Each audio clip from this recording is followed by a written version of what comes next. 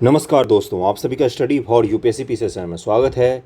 History MCQ series चल रहा है अपने चैनल पर, जिसमें हम लोग एनसीईआरटी के एमसीक्यू कर रहे हैं। 12th का जो मॉडर्न हिस्ट्री है उसका एमसीक्यू अभी हम कर रहे हैं और उम्मीद है कि इस लेक्चर में नहीं तो अगले लेक्चर में 12th के मॉडर्न हिस्ट्री का सभी एमसीक्यू मैं कंप्लीट करवा दूंगा। और अब फिर उसके बाद आप मुझे नहीं बोल सकते कि सर आपने कंप्लीट नहीं करवाया। उसके बाद मैं एंशिएंट हिस्ट्री और मिडिवल भी आपको कंप्लीट करवाऊंगा। ओके, तो मेरी तरफ से मैं 100% दे रहा हूँ, आप अपनी तरफ से 100% दीजिए। एफर्ट लगाइए एक बार तन मन धन से। बाकी सफलता और सफलता ये बाद की बात होती है, रिजल्ट वगैरह। पहले एफर्ट तो लगाइए आप एक बार तन मन धन से। 100% तैयार होकर कॉन्फिडेंस में एग्ज़ाम में तो जाइए। उसके बाद की चीज़ तो उसके बाद देखा जाएगा ना। एग्ज़ाम अच्छा जाएगा तभी तो रिजल्ट अच्छा होगा। एग्ज़ाम अच्छा नहीं जाएगा तो रिजल्ट कैसे अच्छा हो जाएगा। एग्ज़ाम अच्छा करना आपके हाथ में है, रिजल्ट आपके हाथ में नहीं होता है, वो आयोग के हाथ में होता है। तो इसलिए उसकी चिंता मत किया कीजिए। चलिए शुरू करते हैं। और हिस्ट्री मैं मज़ेदार तरीके से आपको बताऊंगा, याद करवाने की मैं पूरी कोशिश करूंगा। पहला क्या है भाई, इससे पहले का हमने कर लिए थे सवाल। प्रांतों में उत्तरदायी शासन की स्थापना के लिए द्वैध शासन की शुरुआत हुई। देखिए गुरु, प्रांतों में द्वैध शासन की शुरुआत कब से होती है? प्रांत का मतलब क्या होता है? केंद्र सरकार। केंद्र सरकार के नीचे हो गया राज्य सरकार। ये राज्य सरकार क्या कहलाती है? प्रांत। तो प्रांतों में द्वैध शासन की शुरुआत हुई है जब, याद कीजिए, हस्तांतरित और आरक्षित विषय में बांटे गए थे। गवर्नर होता था और एक सरकार का परिषद होता था। दूसरा होता था सदन। सदन के हाथों में बहुत कम शक्तियाँ थी, गवर्नर के हाथों में शक्तियाँ ज़्यादा थी। तो हस्तांतरित और आरक्षित सब्जेक्ट बांटे गए थे। ये सब कब हुआ था? 1909 में। इसका आंसर सी हो जाएगा। और केंद्र में द्वैध शासन कब लाया गया? तो 1935 में लाया गया। तो इसको भी ध्यान में रखिएगा। भारत शासन अधिनियम 1919 के संबंध में कौन सा कथन असत्य है, ये बताना है इसको। इसे मार्ले मिंटो सुधार नहीं गुरु, इसको जाना जाता है मॉन्टेग्यू चेम्सफोर्ड सुधार के नाम से जाना जाता है। जिससे मॉन्टेग्यू भारत सचिव था और चेम्सफोर्ड भारत में गवर्नर जनरल था, मतलब वाइसराय था। तो इसका आंसर क्या हो जाएगा? एक गलत है, बाकी तो दोनों सही दिए हुए तीनों के एक बार ढंग से पढ़िए, आपके लिए इंपॉर्टेंट है। सुरेंद्रनाथ बनर्जी के नेतृत्व में इंडियन लिबरल एसोसिएशन की स्थापना की गई। इस संगठन की स्थापना किस घटनाक्रम से संबंधित है? तो देखिए, मॉन्टेग्यू चेम्सफोर्ड सुधार जब लाया गया, भारत में संवैधानिक सुधारों को सिलसिला को शुरू किया गया। राज्यों को शक्तियां दी गई आरक्षित और हस्तांतरित करके। तो कुछ ऐसे लिबरल वर्ग थे जो अंग्रेजों खुश हो गए, बिल्कुल गदगद हो गए। बोले कि अब तो हमारा कोई रोष है ही नहीं अंग्रेजों से, अब हम लिबरल फाउंडेशन की स्थापना करेंगे और अंग्रेजों का समर्थन करेंगे। जिसमें सुरेंद्रनाथ बनर्जी और एनी बेसेंट जैसे लोग शामिल थे। पिछले साल का पेपर उठाकर देखिए 67वीं का, आपको ये सवाल मिल जाएगा। इंडियन लिबरल एसोसिएशन की स्थापना कब हुई है, ये सवाल आपको पिछले साल के पेपर में मिल जाएगा। ओके, इसका आंसर क्या हो जाएगा? इसका आंसर है मॉन्टेग्यू चेम्सफोर्ड सुधार के प्रस्ताव के बाद इंडियन लिबरल फेडरेशन की स्थापना की गई थी। ब्रिटिश सरकार के भारत मंत्री मॉन्टेग्यू और वाइसराय चेम्सफोर्ड ने 1918 में संवैधानिक सुधारों की योजना सामने रखी, जिसके आधार पर 1919 का भारत सरकार अधिनियम बनाया गया। अगस्त 1918 भारतीय राष्ट्रीय कांग्रेस ने बंबई में एक विशेष सत्र बुलाया ताकि सुधारों के प्रस्ताव पर विचार किया जा सके। इस सत्र में कांग्रेस के अधिकांश नेताओं ने इस प्रस्ताव को निराशाजनक और असंतोषजनक बताकर प्रभावी शासन की मांग की। सुरेंद्रनाथ बनर्जी के नेतृत्व में कांग्रेस के कुछ वयोवृद्ध नेता सरकार के प्रस्ताव को स्वीकार करने के पक्ष में थे। उन्होंने कांग्रेस छोड़कर इंडियन लिबरल एसोसिएशन की स्थापना की। सुरेंद्रनाथ बनर्जी जी ने, इनका नाम जरूर ध्यान रखिएगा। एनी बेसेंट वगैरह भी इस आंदोलन से जुड़े हुए थे, इस पार्टी से जुड़े हुए थे। निम्नलिखित कौन सा कथन रॉलेट एक्ट से संबंधित है? इसके द्वारा प्रेस की स्वतंत्रता पर प्रतिबंध लगाया गया। क्या ये सही है? बिल्कुल सही है। इस कानून के द्वारा युद्ध के समय जबरन सैनिकों की भर्ती की जाती थी। अगला कौन सा है भाई? रॉलेट एक्ट में। तो इस कानून के द्वारा लोगों को धार्मिक स्वतंत्रता को सीमित किया गया। इस कानून के द्वारा ब्रिटिश सरकार किसी भारतीय को बिना मुकदमा चलाए जेल में बंद कर सकती थी। डी इसका आंसर हो जाएगा, डी ही सही है।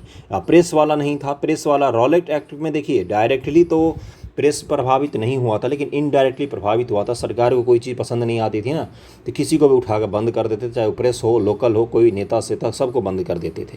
तो यही था, बिना वकील बिना दलील के कानून की संज्ञा दी गई, काले कानून की संज्ञा दी गई थी रॉलेट एक्ट को।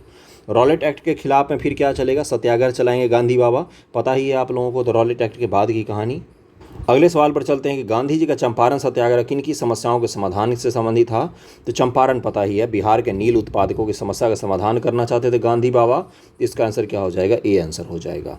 1917 चंपारण। 20वीं सदी के बिहार के नील किसानों के संबंध में नीचे दिए कथनों विचार कीजिए। चलिए विचार करते हैं। चंपारण में नील किसानों को अपनी जमीन के 3/20 भाग पर नील की खेती करनी पड़ती थी। देखिए, 3 कठिया मतलब क्या था? 3 कट्ठा। कट्ठा का मतलब जानते हैं? अगर देसी भाषा में गांव घर में रहते होंगे तो जानते ही होंगे। 20 कट्ठा का 1 बीघा होता है। 20 कट्ठा का क्या होता है? 1 बीघा। और इसी का 20 में से क्या करना था, 1 बीघे में से 3 कट्ठा पर कम से कम आपको नील की खेती करनी थी। तो ये तो सही है भाई। ब्रिटिश सरकार ने नील किसानों की समस्याओं की जांच हेतु एक समिति बनाई जिसके सदस्य गांधी जी भी थे। इसका आंसर हो जाएगा बिल्कुल सही कह रहे हो, दोनों को दोनों स्टेटमेंट सही दिए हुए हैं यहाँ पर। 1917 में गांधी जी बाबू राजेंद्र प्रसाद, मजरूल हक, JB कृपलानी, नरहरि पारिक, महादेव देसाई के साथ चंपारण पहुंचे और किसानों के हालात की विस्तृत जांच पड़ताल करने लगे। अंततः सरकार ने मजबूर होकर एक जांच समिति बनाई जिसके एक सदस्य गांधी भी थे। गांधी जी इसके सदस्य थे। गांधी जी के संदर्भ में निम्न से कौन सा कथन सत्य है, ये बताना है आपको। गांधी 1915 में दक्षिण अफ्रीका से लौटे। 15 में बहुत सारी घटनाएं हुई हैं। 15 में गांधी जी भारत आए वापस। गांधी 1916 में अहमदाबाद के पास साबरमती आश्रम की स्थापना की। अफ्रीका से वापस आने के पश्चात गांधी जी ने पहला सफल सत्याग्रह खेरा से शुरू किया था। पहला सफल सत्याग्रह खेरा था। सत्याग्रह क्या खेरा था पहला? नहीं। इसका आंसर क्या हो जाएगा? 1 और 2 तो सही है गुरु, तीसरा जो है वो गलत दिया हुआ है। तीसरा कथन असत्य है क्योंकि प्रथम सफल सत्याग्रह कौन सा था? चंपारण। बिहार में आकर ही लोगों को सत्य की पहचान हो पाती है, ज्ञान की प्राप्ति होती है। खेरा सत्याग्रह संबंध नीचे दे कथनों विचार कीजिए। यह सत्याग्रह गांधी जी ने बिहार के अकाल पीड़ित किसानों के पक्ष में ब्रिटिश सरकार के विरुद्ध चलाया। अगला है कि इस सत्याग्रह के दौरान ही सरदार वल्लभ भाई पटेल गांधी जी का अनुयायी बने। इसका आंसर क्या हो जाएगा? 8 का आंसर हो जाएगा बी। केवल 2 सही है, पहला गलत दिया हुआ है। कि पहला कथन असत्य है। 1918 गुजरात के खेरा जिले में किसानों की फसल चौपट हो गई थी मगर सरकार ने लगान छोड़ने से एकदम इनकार कर दिया था। तो पूरा लगान वसूल करने पर उतारू। गांधी जी ने किसानों को सादे आह्वान किया कि जब तक लगान नहीं मिलेगी, छूट नहीं मिलती, किसान लगान देना बंद कर दे। जब यह खबर फैली तो सरकार ने केवल उन्हीं किसानों से लगान वसूलने के आदेश दिए जो लगान देने में सक्षम थे। उसके बाद यह संघर्ष वापस ले लिया गया था। और दूसरा तो बिल्कुल सही है, सरदार पटेल इसी दौरान उनसे मिले थे, तो इसको ध्यान में रखिएगा। दूसरा कथन बिल्कुल सत्य दिया हुआ है। ओके। सन 1918 में गांधी जी ने अहमदाबाद में मजदूरों की हड़ताल को बल देने के लिए आमरण अनशन किया। रॉलेट एक्ट के विरोध में गांधी जी तटस्थ रहे थे। तो 9 का आंसर क्या हो जाएगा? 9 का आंसर देखिए यहाँ पर क्या है, पहला सिर्फ सही है, दूसरा गलत है। गांधी जी तटस्थ बिल्कुल नहीं थे। सन 1918 में गांधी जी ने अहमदाबाद में मजदूर और मिल मालिकों के विवाद में हस्तक्षेप किया। गांधी जी ने मजदूरों की मजदूरी 35% तक वृद्धि की मांग करने तथा उसके लिए हड़ताल पर जाने की राय दी। मजदूरों की हड़ताल को जारी रखने के संकल्प को बल देने के उन्होंने आमरण अनशन भी किया था। भारत के इतिहास में पहली बार कोई व्यक्ति था जो मजदूरों के लिए अपना खाना छोड़ रहा था। ये छोटी घटना नहीं थी, ये गांधी जी का इमोशनल इंटेलिजेंस था जिसका उन्होंने भरपूर मात्रा में उपयोग किया। एथिक्स पढ़ा होगा आपने UPSC के लिए, तो उसमें ये डिटेल में पढ़ना होता है इमोशनल इंटेलिजेंस। उनके अनशन पर मैंने मिल मालिकों पर दबाव डाला, वे नरम पड़कर 35% मजदूरी बढ़ाने पर सहमत हो गए। दूसरा कथन असत्य है। दूसरे राष्ट्रवादी की तरह गांधी जी को भी रॉलेट कानून से धक्का लगा। फरवरी 1919 में उन्होंने एक सत्याग्रह सभा बनाई जिसके सदस्य ने इस कानून का पालन न करने तथा गिरफ्तार और जेल जाने का सामना करने की शपथ ली थी। 13 अप्रैल 1919 को अमृतसर के जलियांवाला बाग में लोग किस कारण से एकत्रित हुए थे? तो लोग वहां पर हुए थे डॉक्टर सैफुद्दीन किचलू और डॉक्टर सत्यपाल के गिरफ्तारी का विरोध कर रहे थे। जिन दोनों को रॉलेट एक्ट के कारण, विरोध के कारण इन दोनों लोगों को गिरफ्तार कर लिया था अंग्रेजों ने, तो इसी का विरोध करने के लिए लोग इकट्ठे हुए थे। इसको ध्यान रखिएगा। अगले पर चलते हम लोग कि 1919 में जलियांवाला बाग हत्याकांड के विरोध में किस विख्यात व्यक्ति ने ब्रिटिश सरकार द्वारा प्रदान की गई नाइट की उपाधि त्याग दी थी? तो रविन्द्रनाथ टैगोर जी ने नाइट की उपाधि मिलती थी जो त्याग दी थी उन्होंने। इसको ध्यान रखिएगा। निम्नलिखित में किसके द्वारा खिलाफत कमेटी का गठन किया गया था? Very very very important. अब मैं आपको ऑप्शन नहीं बताऊंगा, आप मुझे बताइए इसका आंसर। ज़रा विचार कीजिए कि इस तरह के सवाल जिसको आज आप हल्के में ले रहे हैं, आपको लग रहा है क्या है, बस MCQ ही तो लगा रहे हैं, एवं ही कर लेते हैं, तो इस सवाल को ज़रा मुझे लगा कर दिखाइए, इसका सही सही आंसर निकालिए कि कौन कौन से लोग खिलाफत कमेटी का गठन कर रहे थे। और इस तरह के सवाल जो आपके एग्जामिनेशन में आएंगे तो वहाँ तो दिन में आपको तारे सूरज सब दिखेंगे, एक साथ ही दिखेंगे। अब इसका आंसर निकालिए। 12 का आंसर देखते हैं क्या है। 12 का आंसर हो जाएगा 1 और 3। 1 और 3 का मतलब क्या है? मोहम्मद अली और मौलाना आज़ाद जो थे वह खिलाफत कमेटी का गठन किया गया था। मोहम्मद अली, शौकत अली, ये 2 अली बंधु हो गए। मौलाना आज़ाद, हकीम अजमल खान, हसरत मोहानी के नेतृत्व में खिलाफत कमेटी का गठन किया गया था। देशव्यापी आंदोलन छेड़ा गया था। और मैं आपको बता दूं एक चीज़ और, ये NCERT का फैक्ट है, कहीं कोई रेफरेंस बुक से कहीं कोई डीप फैक्ट नहीं पूछा गया है। ये खिलाफत आंदोलन, खिलाफत कमेटी कब शुरू हुआ, कहाँ शुरू हुआ, किस डेट को शुरू हुआ, कांग्रेस ने इसका समर्थन किया, किस अधिवेशन में समर्थन किया, ये सभी डीप फैक्ट नहीं है, ये बेसिक फैक्ट हैं जो NCERT में दिए हुए हैं। आप इनको मजाक में लेकर आगे बढ़ जाते हैं, लेकिन यहाँ से जब सवाल पूछा जाएगा आपके एग्जामिनेशन में तो यकीन मानिए आपको बहुत दिक्कत होगी। निम्न से किसने खिलाफत आंदोलन के संबंध में कहा कि हिंदू और मुसलमानों में एकता स्थापित करने का ऐसा अवसर अगले 100 वर्षों तक नहीं मिलेगा? तो ये महोदय थे अपने गांधी बाबा। इन्होंने कहा था कि जो अंग्रेज हिंदू मुसलमानों को अलग करने की साजिश रच रहे हैं, हमारे पास एक मौका आया है कि खिलाफत आंदोलन के द्वारा हम उन दोनों को फिर से एक कर सकते हैं। गांधी जी कोई बेवकूफ़ नहीं थे कि वो मुसलमानों को साथ लेकर खिलाफत आंदोलन चलाना चाहते थे। वो इसलिए चलाना चाहते थे कि जो अंग्रेज पिछले 60-70 सालों से भारत में हिंदू मुसलमानों को बांट रहे हैं, उनको एक किया जा सके, उनको एक मंच पर एक दृष्टिकोण से एक लक्ष्य के लिए एकत्रित किया जा सके। तो इसको ध्यान में रखिएगा, इस कारण से उन्होंने किया था। इतिहास को थोड़ा सा दूसरे नज़रिए से पढ़िए, बहुत मजा आएगा पढ़ने में।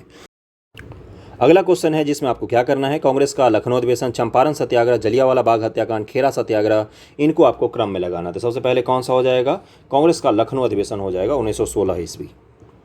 चंपारण कब हो जाएगा? तो 1917 ईस्वी। जलियांवाला बाग कब हो जाएगा? तो 1919 ईस्वी, तीसरे नंबर पर आ गया ये। खेरा सत्याग्रह कब हो जाएगा? तो 1918 ईस्वी में खेरा सत्याग्रह हो 1918। तो सबसे पहले 1 होना चाहिए, 1 के बाद 2 होना चाहिए, 2 के बाद 4 होना चाहिए, 4 के बाद 3 होना चाहिए। तो इसका आंसर क्या हो जाएगा? बी हो जाएगा, बी हो जाएगा, बी हो जाएगा। ओके। अलीगढ़ में जामिया मिलिया इस्लामिया, राष्ट्रीय मुस्लिम विश्वविद्यालय, बिहार विद्यापीठ, काशी विद्यापीठ और गुजरात विद्यापीठ की स्थापना किस जन आंदोलन के दौरान हुई है? ये सब असहयोग आंदोलन के दौरान गठित किए गए हैं। ओके। 1921-22 में असहयोग आंदोलन के समय भारतीय जनता एक अभूतपूर्व हलचल के दौर से गुजर रही। हजारों की संख्या में छात्रों ने सरकारी स्कूल कॉलेज छोड़कर राष्ट्रीय स्कूल कॉलेज में प्रवेश ले लिया। इसी समय अलीगढ़ के जामिया मिलिया इस्लामिया, राष्ट्रीय मुस्लिम विश्वविद्यालय, बिहार विद्यापीठ, काशी विद्यापीठ, गुजरात विद्यापीठ की स्थापना हुई। जामिया मिलिया बाद में कहाँ पर आ गई? जामिया मिलिया बाद में आ गई आपका दिल्ली में। जामिया मिलिया जो दिल्ली में पढ़ते हैं आप, वो यहीं पर है। असहयोग आंदोलन का संबंध नीचे दिए कथनों विचार कीजिए। यह आंदोलन 1920 में शुरू हुआ था। इस आंदोलन को चलाने के लिए तिलक स्वराज कोष की स्थापना की गई। इस आंदोलन के दौरान खादी स्वतंत्रता का प्रतीक बन गई थी। इसका आंसर क्या हो जाएगा? डी, तीनों के तीनों सही दिए हुए हैं, बिल्कुल सही है। ओके। गांधी जी द्वारा 1920 में आरंभ किए गए असहयोग आंदोलन को वापस लेने का प्रमुख कारण क्या था? 17 का आंसर क्या हो जाएगा? चौरी चौरा में जो हिंसक घटनाएं हो गई थी, पता ही है आपको चौरी चौरा कहाँ पर है? तो गोरखपुर के पास में है। गोरखपुर से अगर आप ट्रेन से जाएंगे ना यहाँ से बिहार, तो गोरखपुर के रूट होते हुए जगह जाते हैं तो वहाँ पर आपको दिखता है चौरी चौरा, बगल में ही। गुस्साई भीड़ ने पुलिस थाने पर हमला करके उसमें आग लगा दी, जिससे 22 पुलिसकर्मी मारे गए। गांधी जी को भय था कि जन उत्साह जोश के इस वातावरण में आंदोलन आसानी से एक हिंसक मोड़ ले सकता है। इस कारण से गांधी जी ने चौरी चौरा की घटना आंदोलन वापस ले लिया था। 1920 से 22 तक चले असहयोग आंदोलन का संबंध में नीचे दिए कथनों पर विचार कीजिए। चलिए करते हैं।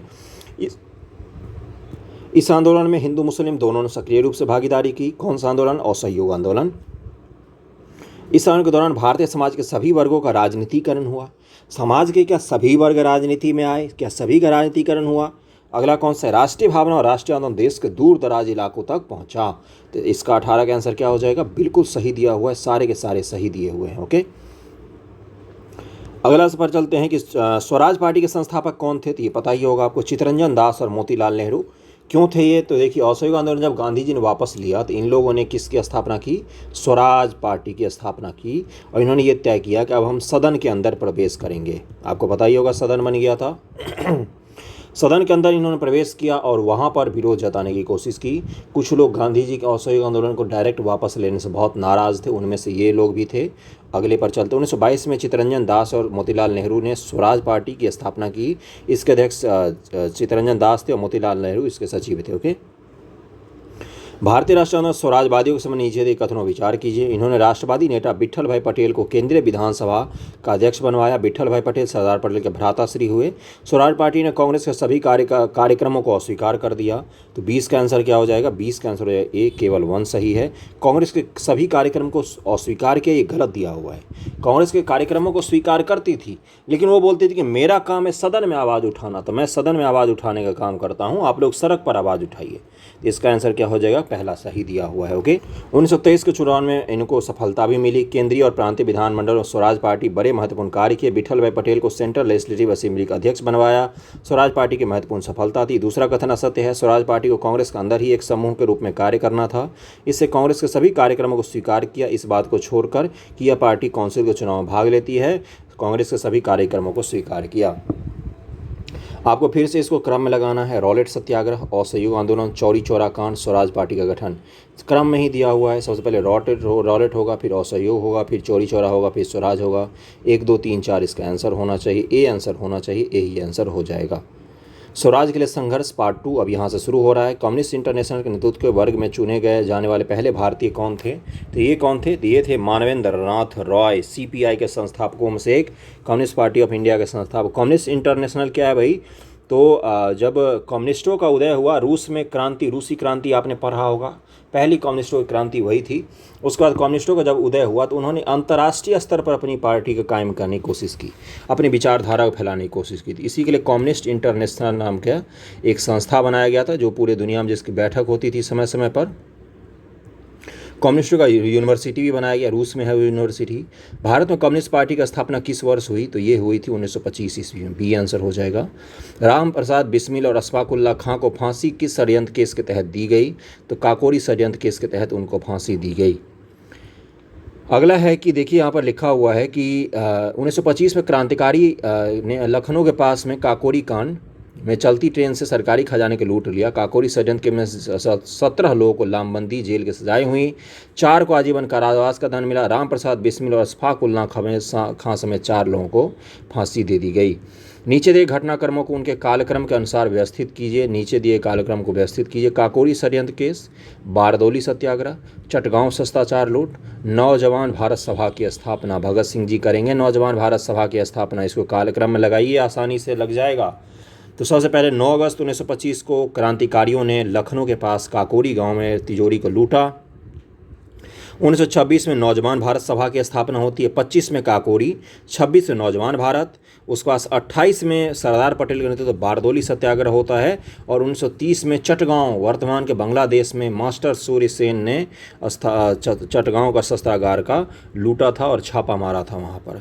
तो चटगांव शस्त्रागार लूट कब होता है? तो 1930 की घटना है, जिस समय भारत में कौन सा आंदोलन चल रहा होता है? तो नमक सत्याग्रह चल रहा होता है, सबने अवज्ञा चल रहा होता है। ओके, अगले पर चलते हैं कि साइमन कमीशन के विरोध के दौरान लाला लाजपत राय की मृत्यु हो गई थी। बताइए सही है कि गलत?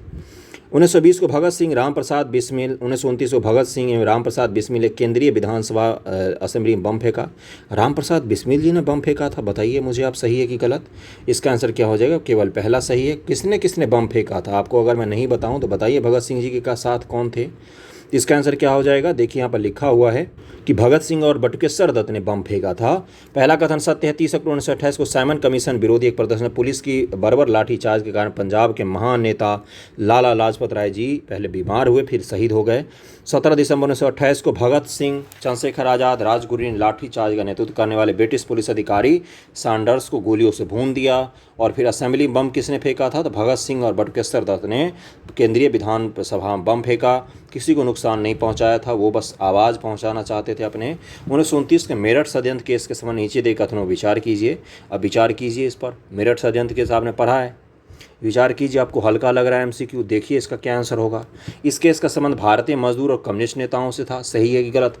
67वीं बीपीएससी में, 67वीं और 66वीं बीपीएससी में मेरठ षड्यंत्र केस से सवाल पूछा गया है। उल्टा कर देखिए। इस केस के तहत बंगाल के क्रांतिकारी सूर्यसेन को फांसी दे दी गई। इस केस के दौरान गांधी जी ने ब्रिटिश सरकार की आलोचना करते हुए अनशन किया था। अब मुझे बताइए इसका कौन कौन सा सही होगा? एक 1929 वाला मेरठ षड्यंत्र केस का, तो इसका आंसर क्या हो जाएगा? केवल 1 सही है, बाकी दोनों के दोनों गलत दिए हुए हैं। क्या है भाई दूसरा तीसरा स्टेटमेंट? एक बार वो भी मैं दिखा देता हूँ। इस केस के तहत बंगाल के क्रांतिकारी सूर्यसेन को फांसी दी गई। सूर्यसेन अभी मैंने बताया 1930 में चटगांव शस्त्रागार से संबंधित है, तो दूसरा को काट दीजिए। इस केस के दौरान गांधी जी ने ब्रिटिश सरकार की आलोचना की। गांधी जी के मेरठ षड्यंत्र से कोई लेना देना नहीं था। कम्युनिस्टों का मुख्य रूप से ये आंदोलन था, जो मेरठ षड्यंत्र केस में ये था कि अंग्रेजों ने उनका पकड़ लिया था, फिर बारी बारी से उनको सजाएं दे रहे थे। केवल पहला कथन सही है। 20वीं शताब्दी के दूसरे व तीसरे दशक के दौरान उभरते मजदूर कम्युनिस्ट आंदोलन के ब्रिटिश सरकार ने बड़ी निर्ममता से कुचलने का प्रयास किया। मार्च 1929 में 31 प्रमुख मजदूर और कम्युनिस्ट नेताओं को गिरफ्तार कर लिया गया। इसमें 3 अंग्रेज भी थे। फिर इन पर 4 वर्षों तक मुकदमा चलाया गया, जिसे मेरठ षड्यंत्र केस का मुकदमा कहा जाता है। 1927 में साइमन कमीशन के गठन का मुख्य उद्देश्य क्या था? इसका मुख्य उद्देश्य था संवैधानिक सुधार के प्रश्न पर विचार करना। और 1919 के आगे संवैधानिक सुधार पर विचार करना था। 10 वर्ष बाद इसको आना था, 1929 में आना था, लेकिन 2 वर्ष पहले ही आ गया था, ये 1927 में ही आ गया था। 1919 के एक्ट में ये प्रावधान बनाया गया था कि हम 10 वर्षों में फिर से इसकी समीक्षा करेंगे संवैधानिक तौर पर, लेकिन 2 वर्ष पहले ही ये कमीशन आ गया था भारत में, क्योंकि ब्रिटेन में सत्ता बदलने वाली थी, इसलिए 2 वर्ष पहले आ गया था। मैंने भी उसका आंसर भी बता दिया, क्वेश्चन भी मैंने ही क्रिएट किया, क्यों आ गए थे, आंसर भी मैंने ही बताया। आप सीखने की कोशिश कीजिए। साइमन कमीशन के संबंध में नीचे दिए कथनों पर विचार कीजिए। इस कमीशन के सभी सदस्य अंग्रेज थे, क्या ये सही है? मुख्य विरोध का मुद्दा ही यही था कि इसके सभी सदस्य अंग्रेज थे। कांग्रेस ने इस कमीशन का बहिष्कार किया। साइमन कमीशन के सहयोग के लिए बनाई गई कमेटी में डॉक्टर भीमराव अंबेडकर एक सदस्य के रूप में शामिल थे। तो इसका आंसर क्या हो जाएगा? बिल्कुल सही है भाई, तीसरा तो बिल्कुल सही है। 1, 2, 3 तीनों के तीनों सही है। Doctor Bhimrao Ambedkar Simon commission के जो उनके सहयोग के लिए कमेटी बनाई गई उसके सदस्य थे। बाकी पूरे भारत में विरोध हो रहा था, लेकिन कुछ ऐसे लोग भी थे जो उसके सदस्य थे और उसको सहयोग भी कर रहे थे। तो ये भी आपको पता होना चाहिए, कुछ ऐसे फैक्ट आपको पता होना चाहिए, आप गलत कर देंगे नहीं तो एग्जामिनेशन में। 1927 में कांग्रेस ने मद्रास अधिवेशन में घोषणा की कि वह हर कदम पर हर रूप में इस कमीशन के बहिष्कार का निर्णय करती है। मुस्लिम लीग और हिंदू महासभा ने भी कांग्रेस के फैसले का समर्थन किया। साइमन कमीशन के साथ सहयोग करने के लिए बनाई गई कमेटी में डॉक्टर भीमराव अंबेडकर भी एक सदस्य के रूप में शामिल थे। इसको याद रखिएगा। अगला है, किन संगठनों के द्वारा 1928 में पेश नेहरू रिपोर्ट का विरोध किया गया था? नेहरू रिपोर्ट का विरोध किस किस ने किया था? नेहरू रिपोर्ट क्यों आया था, मुझे आप पहले ये बताइए। आपने पढ़ा होगा 12th का मॉडर्न हिस्ट्री, स्पेक्ट्रम पढ़ा होगा, आप नहीं पढ़ेंगे तो कब पढ़ेंगे?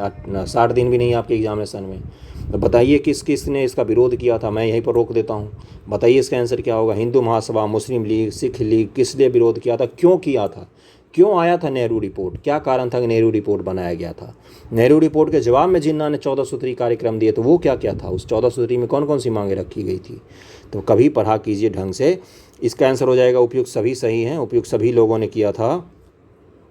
सभी महत्वपूर्ण भारतीय नेताओं दलों ने परस्पर एकजुट होकर संवैधानिक सुधारों की एक वैकल्पिक योजना बनाकर साइमन कमीशन की चुनौती का जवाब देने का प्रयास किया। इसका परिणाम नेहरू रिपोर्ट के रूप में सामने आया। इसे अगस्त 1928 में अंतिम रूप दिया गया। दुर्भाग्य से कलकत्ता में 1928 में आयोजित सर्वदलीय सम्मेलन में नेहरू रिपोर्ट को स्वीकार न कर सका मुस्लिम लीग, हिंदू महासभा, सिख लीग जैसे सांप्रदायिक रुझान वाले संगठन के नेताओं ने इसका विरोध किया। जवाहरलाल नेहरू ने इसका विरोध किया, उनके पिताजी का बनाया हुआ रिपोर्ट था, लेकिन उन्होंने भी तो विरोध किया। और किसने विरोध किया? तो सुभाष चंद्र बोस ने विरोध किया। क्यों? क्योंकि इसमें डोमिनियन स्टेटस की बात की गई थी, इसलिए इसका विरोध हुआ था। 1929 के कांग्रेस के लाहौर अधिवेशन के संबंध नीचे दिए कथनों विचार कीजिए। लाहौर अधिवेशन के अध्यक्ष कौन थे, आप मुझे बताइए। वो फैक्ट ही पूछता जाता हूँ, जिससे आपको जोर तो पड़ेगा कि हाँ मुझे फैक्ट पता है कि नहीं पता है। बताइए कौन थे इसके अध्यक्ष, क्यों हुआ था, कब हुआ था, कौन कौन से इसमें निर्णय लिए गए थे, एक बार बताइए। इस अधिवेशन की अध्यक्षता मोतीलाल नेहरू ने की थी। क्या मोतीलाल नेहरू ने की थी कि लाहौर अधिवेशन की अध्यक्षता? पहला सही होगा, गलत होगा? पहला कार देंगे तो आपका आंसर निकल जाएगा। इस अधिवेशन के दौरान पूर्ण स्वराज को कांग्रेस का उद्देश्य घोषित किया गया। उद्देश्य, लाहौर अधिवेशन के दौरान 26 जनवरी 1930 को पहला स्वाधीनता दिवस घोषित किया गया था। 10 का आंसर क्या हो जाएगा? 2 और 3 सही है। अगर आप पहला काट देते तो 1, 2, 3 तीनों के तीनों कट जाता। ओके। रात को रावी नदी के तट पर स्वतंत्रता दिवस पहली बार मनाया गया था, मतलब कि झंडा फहराया गया था नेहरू जी के द्वारा, पंडित जवाहरलाल नेहरू जी के द्वारा। उनके पिता थे मोतीलाल नेहरू। अब उनका आपको कहीं चर्चा नहीं मिलेगा आपसे। अब किसका मिलेगा? 1927 के बाद, 1929 के बाद, 30 के बाद, तो सिर्फ पंडित जवाहरलाल नेहरू जी का चर्चा मिलेगा। ओके, अगले पर चलते हैं। 26 जनवरी 1930 को पहला स्वाधीनता दिवस घोषित किया गया। उसके बाद यह दिवस हर साल मनाया जाने लगा, और अब तो क्या मनाया जाता है? अपना गणतंत्र दिवस। कब मनाया जाता है बताइए? कांग्रेस के किस अधिवेशन के दौरान नागरिक अवज्ञा आंदोलन, सविनय अवज्ञा आंदोलन शुरू करने का निर्णय लिया गया तथा पूरे कांग्रेस संगठन को गांधी जी की आज्ञा का अधीन कर दिया गया? तो ये था लाहौर अधिवेशन के तहत ही शुरू करने का घोषणा किया गया था, और बोला गया था कांग्रेस के सारे कार्यकर्ता अब से गांधी जी की हर बात को मानेंगे, वो जो बोलेंगे वही करना है। भारतीय इतिहास में 12 मार्च 1930 की तिथि किस लिए जानी जाती है? महात्मा गांधी द्वारा दांडी मार्च शुरू करने के लिए जानी जाती है। और बताऊँ मैं आपको, बीपीएससी वालों ने क्या पूछा? पूछा कि बताओ ये कि कितने दिन तक उनकी मार्च चली थी, कितने दिनों तक उनकी मार्च चली थी, कब पहुंचे थे वो अपने लक्ष्य पर, उनका लक्ष्य क्या था? बताओ ये आप मुझे एक बार जोर डालिए दिमाग पर, कहाँ से कहाँ गए थे। प्रसिद्ध दांडी मार्च के साथ आरंभ किया था 12 मार्च 1930 को। नीचे दिए कथनों विचार कीजिए। गांधी ने दांडी मार्च की शुरुआत वर्धा आश्रम से की थी। वर्धा आश्रम से शुरुआत की थी, आप मुझे बताइएगा। 6 अप्रैल 1930 को गांधी जी गुजरात के तट पर पहुंचकर नमक कानून का उल्लंघन किया था उन्होंने, 6 अप्रैल 1930 को पहुंचकर। तो इसका आंसर क्या हो जाए? केवल दूसरा सही है, पहला गलत है। साबरमती आश्रम से शुरुआत की थी उन्होंने, वर्धा आश्रम से नहीं की थी, साबरमती आश्रम से शुरुआत की थी। दूसरा कथन सत्य है। 5 अप्रैल 1930 को लगभग 375 किलोमीटर पद यात्रा के बाद गुजरात के समुद्र तट पर स्थित दांडी गांव पहुंचे। गांधी जी ने 6 अप्रैल को समुद्र तट से मुट्ठी भर नमक उठाया और नमक कानून तोड़ा। बोला कि हम नहीं मानते हैं तुम्हारा कानून, अपने घर में रखो अपना कानून, हमारी मर्जी होगी, हम नमक बनाएंगे। हर आदमी के थाली से गांधी जी के इमोशनल इंटेलिजेंस को कभी अंडर एस्टिमेट मत कीजिएगा। हर आदमी के थाली से देश के आंदोलन को जोड़ देना, यही था नमक आंदोलन। कोई उनमें आयोडीन की कमी थोड़ी न थी कि वो नमक बनाने चले गए। बिल्कुल बिल्कुल बकरी का दूध पी के तंदुरुस्त थे गांधी बाबा। वो इसलिए गए थे ताकि लोगों को ये महसूस हो कि ब्रिटिश सरकार की जो गुलामी है, कर नीति है, वो चाहे गरीब से गरीब आदमी हो उसके थाली से जुड़ा हुआ है। तो ये होता है इमोशनल इंटेलिजेंस जो एक लीडर के पास होता है। ओके, समन्वय आंदोलन के दौरान किन स्थानों पर लोगों ने जंगल कानून को तोड़कर अपना विरोध प्रदर्शित किया था? तो ये किया था आपका कहाँ पर? 1, 2, 4 इसका आंसर हो जाएगा। महाराष्ट्र, कर्नाटक और मध्य भारत। ओके, समन्वय आंदोलन के दौरान नीचे दिए कथनों पर विचार कीजिए। एक बार इन कथनों को पढ़िए और इस पर विचार कीजिए कौन से कथन सही हैं, पढ़िए इसको। इस समय के दौरान पूर्वी भारत की ग्रामीण जनता ने चौकीदारी कर अदा करने से मना कर दिया था। पूर्वी भारत की ग्रामीण जनता, क्या सही है ये? इस आंदोलन में महिलाओं की बड़ी पैमाने पर सक्रिय सहभागिता रही। इस आंदोलन के दौरान रानी गैडनल्यू ने पूर्वोत्तर भारत में ब्रिटिश विरोध की कमान संभाली थी। 15 का आंसर कौन सा होगा, एक बार सोचिए और मुझे बताइए। अब मैं फिर चलता हूँ ऑप्शन पर। इसका आंसर हो जाएगा कि सब के सब सही दिए हुए हैं, एकदम 100% सत्य दिया हुआ है। ओके, आगे बढ़ें, इसमें तो कुछ पढ़ना था ही नहीं। और गैडनल्यू वाला बता देता हूँ। इस तरह की गूंज देश भर के एकदम पूर्वी कोने में सुनाई पड़ी। इससे मणिपुर जनता के बहादुरी से भरपूर भागीदारी रही। नागालैंड की रानी गैडनल्यू ने पूर्वोत्तर भारत में इस आंदोलन की कमान संभाली थी। गैडनल्यू कहाँ की थी? तो नागालैंड। ओके, अगले सवाल पर चलते हैं हम लोग। खुदाई खिदमतगार संगठन कौन है? खान अब्दुल गफ्फार खान, लाल कुर्ती वाले सीमांत गांधी, और कौन कौन से नाम हैं इनके, इसके बारे में बताइए। अब असत्य कौन सा है ढूंढिए, खुद से एक बार ढूंढिए, वीडियो पॉज करके ढूंढिए, नहीं तो आप लोग सत्यनारायण भगवान की कथा जैसे बस सुने जा रहे हैं। एक बार रोकिए और ढूंढिए, इसका आंसर निकालिए। यहाँ पर थोड़ा दिमाग लगाएंगे, हो सकता है गलत हो तो आप एग्जामिनेशन में आपको पैनिक नहीं होगा कि ठीक है भाई एक बार पढ़ के तो देखते हैं। इस संगठन का नेतृत्व करता खान अब्दुल गफ्फार खान थे। क्या सही है ये? इस संगठन भारत के उत्तर पश्चिम क्षेत्र के हिंदुओं द्वारा बनाया गया था। इस संगठन के लोग हिंसक प्रदर्शन और कार्रवाइयों के द्वारा स्वाधीनता आंदोलन में सम्मिलित थे। बताइए कौन सा सही है, कौन सा गलत है। देखते हैं। इसका असत्य पूछा है, 2 और 3 जो है ये असत्य है। हिंसक कार्रवाई नहीं, सीमांत गांधी उनको नाम दिया गया है, तो कार्रवाई कैसे, हिंसक कैसे हो सकते हैं? तो इसका आंसर 2 और 3 गलत हैं। बाद में इनको भारत रत्न वगैरह दिया गया और ये पाकिस्तान में निर्वासित रहे। पाकिस्तान के सरकार ने इनको कभी पसंद नहीं किया, इनको घर में बंद कर दिया, इनको हाउस अरेस्ट करके रखा इनको जब तक ये जिंदा रहे। और ये जो नॉर्थ ईस्ट फ्रंटियर है अपना, उत्तर पश्चिम नॉर्थ वेस्ट फ्रंटियर है, जो बलूचिस्तान या ऊपर का भाग आता है, वहाँ पर ये अच्छे खासे सक्रिय रहे थे। तो इनका नाम जरूर ध्यान में रखिएगा। बी हो जाएगा 2 और 3 जो गलत है। केवल पहला कथन सत्य है, बाकी दूसरा तीसरा गलत है। समन्वय आंदोलन बढ़कर भारत के एकदम उत्तर पश्चिम छोर तक पहुंच गया। बहादुर और शेरदिल पठानों में जोश भर दिया गया। सीमांत गांधी के नाम से प्रख्यात खान अब्दुल गफ्फार खान के नेतृत्व में पठानों ने खुदाई खिदमतगार ईश्वर के सेवक नामक संगठन बनाया, जो जनता के बीच लाल कुर्ती वाले कहलाते थे। ये लोग अहिंसा और स्वाधीनता संघर्ष को समर्पित लोग थे। ये लोग कभी नहीं चाहते थे कि भारत का डिवीज़न हो। जब डिवीज़न हुआ तो खान अब्दुल गफ्फार खान जी ने बोला कि कांग्रेस ने हमें भूखे भेड़ियों के सामने फेंक दिया है। और भेड़िया किसको कहा था? तो मोहम्मद अली जिन्ना को। ओके, 1930 में ब्रिटिश सरकार द्वारा लंदन में भारतीय नेताओं और सरकारी प्रवक्ताओं का पहला गोलमेज सम्मेलन किस उद्देश्य हेतु आयोजित किया गया था? पहला गोलमेज सम्मेलन किस उद्देश्य के लिए आयोजित किया गया था? तो 17 का आंसर क्या हो जाएगा? साइमन कमीशन की रिपोर्ट पर विचारों के लिए आयोजित किया गया था। ए आंसर हो जाएगा। 18 नंबर पर सवाल पर चलते हैं, देखते हैं अगला क्या है। गांधी इरविन समझौते के संबंध नीचे दिए कथनों विचार कीजिए। ब्रिटिश सरकार समन्वय आंदोलन के दौरान गिरफ्तार सभी कैदियों को रिहा करने को सहमत हो गई। सबको रिहा करने पर सहमत हो गई थी गांधी इरविन में। लोगों को उपयोग के लिए नमक बनाने का अधिकार दे दिया गया। इस समझौते के तहत कांग्रेस ने समन्वय आंदोलन रोक दिया था। 18 का आंसर क्या हो जाएगा? 18 का आंसर हो जाएगा 2 और 3 जो है ये दोनों सही हैं। पहला वाला गलत है। क्यों? पहला असत्य है। वाइसराय लॉर्ड इरविन और गांधी जी के बीच में समझौता हुआ। इस समझौते के तहत सरकार ने अहिंसक रहने वाले राजनीतिक बंदियों को रिहा करने पर तैयार हो गई। अगर सबको छोड़ती तो भगत सिंह को फांसी नहीं होती, लेकिन अहिंसक वाले जो भी थे उन सभी को रिहा कर दिया गया। भगत सिंह खुद भी नहीं चाहते थे कि हम जेल से बाहर जाए। वो खुद भी, आप मूवी देखिए उनके नाम पर जो बनी हुई है लीजेंड ऑफ भगत सिंह, वो खुद भी चाहते थे कि उनको फांसी हो। वो जानते थे कि क्रांतिकारियों का अंत जो होता है वो सबसे सम्मानित अंत यही होता है, मौत की सज़ा। वही वो प्राप्त करना चाहते थे। कांग्रेस ने किस या किन गोलमेज सम्मेलन या सम्मेलनों में भाग लिया था? तो केवल और केवल द्वितीय गोलमेज सम्मेलन गांधी बाबा गए थे हमारे। बी आंसर हो जाएगा, बी आंसर हो जाएगा। गांधी इरविन समझौते पश्चात कांग्रेस ने द्वितीय गोलमेज सम्मेलन में भाग लिया। कांग्रेस की ओर से गांधी दूसरे गोलमेज सम्मेलन में भाग लेने के लिए इंग्लैंड गए थे। निम्नलिखित घटनाक्रमों को कालक्रम में व्यवस्थित करना है, कीजिए इसको जरा व्यवस्थित कीजिए। नेहरू रिपोर्ट, गांधी इरविन समझौता, समन्वय आंदोलन, भगत सिंह को फांसी।